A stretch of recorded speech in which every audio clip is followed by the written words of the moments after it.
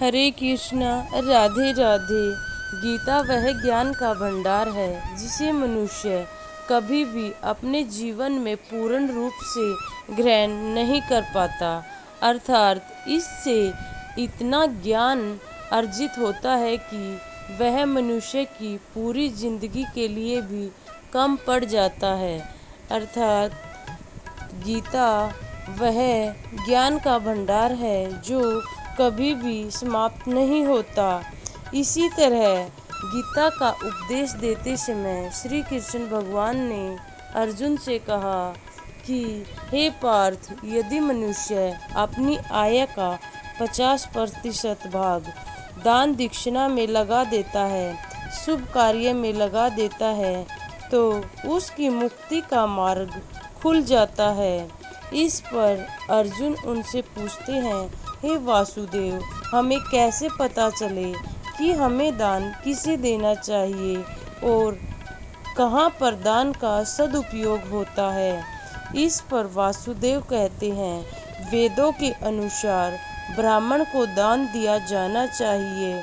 यह प्रथा आज नहीं अपितु कलयुग में भी प्रचलित रहेगी, क्योंकि इसका वह स्वरूप वेदों का उपदेश है।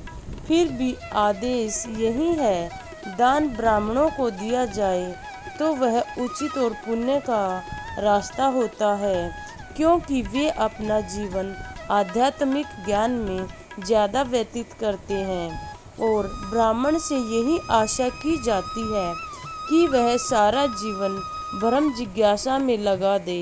ब्रह्मा जानन अतीत ब्राह्मण, जो ब्रह्मा को जाने वही ब्राह्मण है।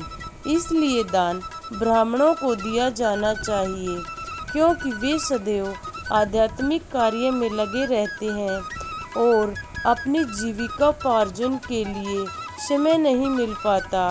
वैदिक साहित्य में सन्यासियों को दान दिए जाने का आदेश है, क्योंकि सन्यासी द्वार द्वार जाकर भिक्षा ग्रहण करते हैं।